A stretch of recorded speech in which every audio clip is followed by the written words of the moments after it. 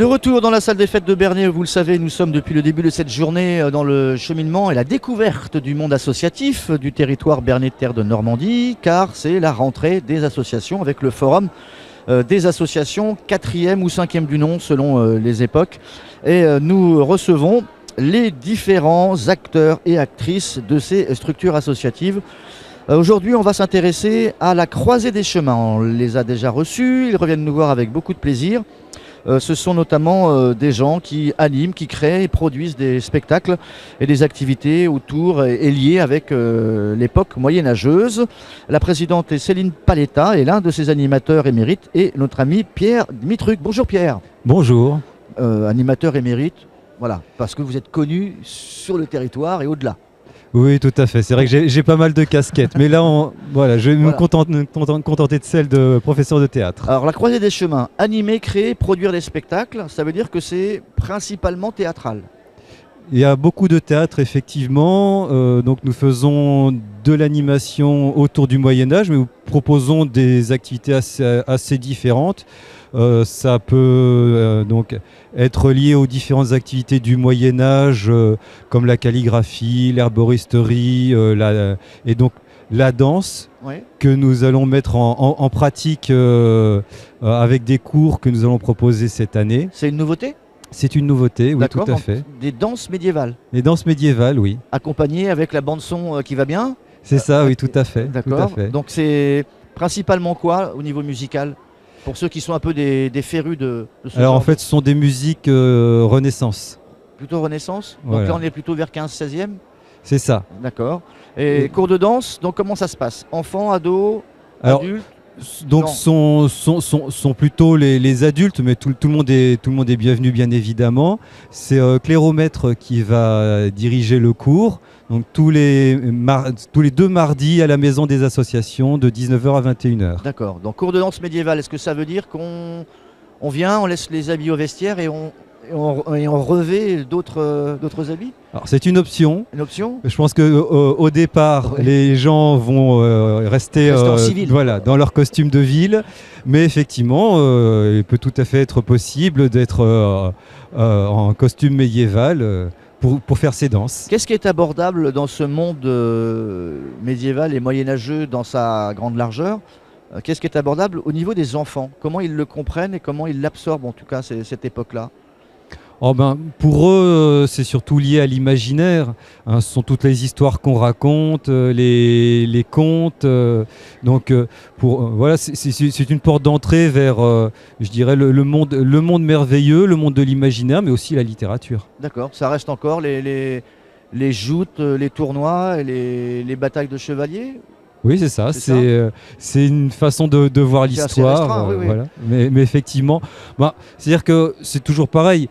Quand on aborde un domaine, on l'aborde voilà, par un prisme qui est plutôt je dirais, presque simpliste. Et puis après, si on est intéressé, on va un petit peu creuser. Après, c'est l'écriture peut-être qui intéresse, savoir écrire son nom façon... Voilà, il y a la calligraphie, mais il y a plein d'aspects comme le tissage...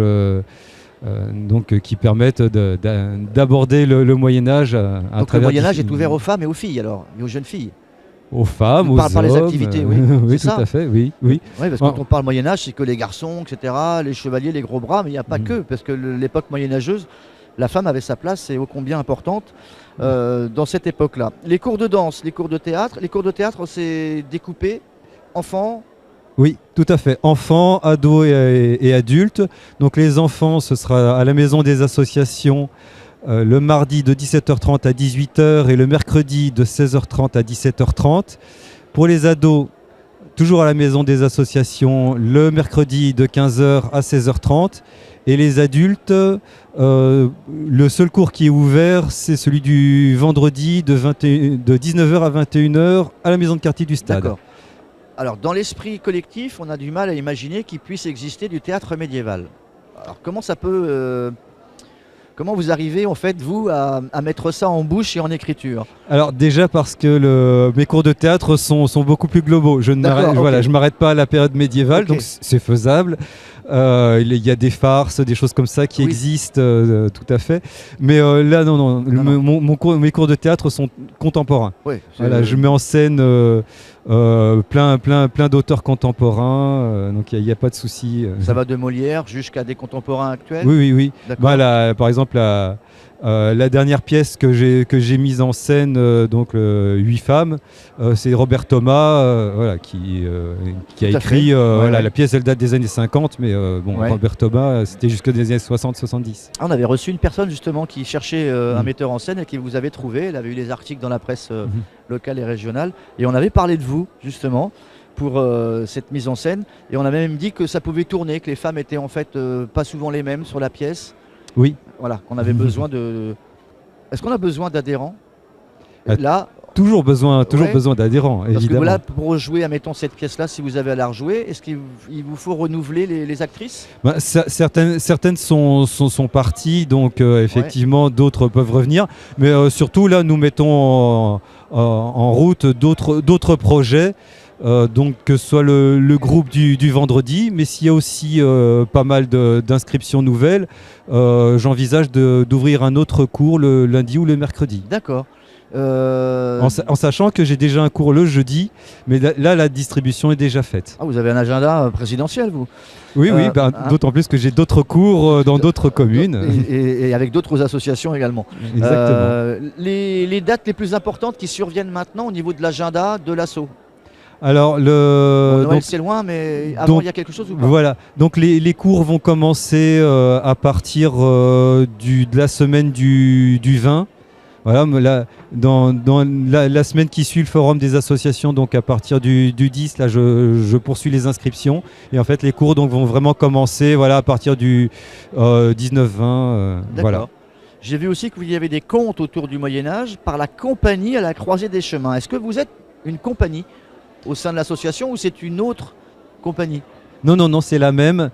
Simplement, donc, nous avons plusieurs professionnels et plusieurs offres de spectacles à l'intérieur de l'association. Donc là, Fabien Prestigiacomo, qui habite à Chauvigny, près de Poitiers, fait du conte. Moi-même, je fais aussi tourner un spectacle de Noël pour les enfants. D'accord. Voilà. Donc les contes, c'est accompagné de musiciens? Les contes sont accompagnés de musiciens, oui. Donc sur différentes thématiques, ça peut être le Moyen-Âge, mais ça peut être aussi sur différents thèmes, par exemple au 19e siècle avec la Commune, ou d'autres thèmes. D'accord. Et donc le spectacle de Noël, c'est un spectacle de Noël moyenâgeux ou pas, Non. Disons que c'est du fantastique. Là, le spectacle de Noël, en gros, c'est un dragon qui a enlevé le Père Noël et les enfants sont invités à aller rechercher le Père Noël. Surtout s'ils veulent le rejouer. Oui, d'accord. Oui. Et ça se passe dans les rues de Bernay? Non, c'est un spectacle en intérieur. En fait, c'est un spectacle en gros de marionnettes. Donc avec différents personnages qui interviennent et qui font que intervenir les enfants pour qu'ils fassent évoluer le spectacle. Un conte interactif. Tout à fait. Voilà, le Père Noël a disparu. Est-ce que vous faites des spectacles de rue?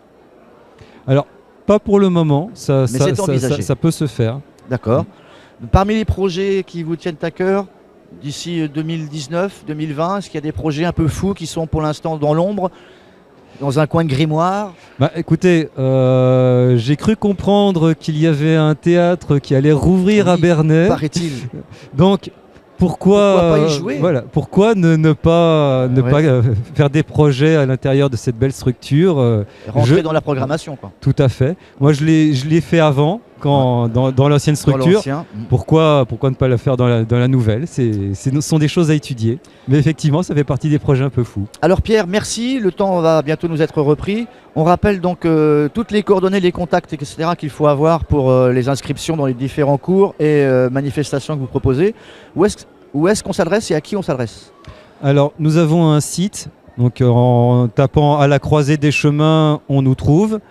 Et sinon, donc on peut aussi nous contacter par téléphone. Donc le téléphone de la présidente, c'est 06 67 75 11 24. D'accord. À la croisée des chemins, c'est pas une chanson. Non, on pourrait confondre. Voilà, très bien. Voilà. Et je ne ferai pas partie des choristes. Ok. Merci Pierre d'avoir accepté notre invitation. On espère vous revoir très bientôt sur notre antenne. Ça se peut, oui. Merci, au revoir. Au revoir.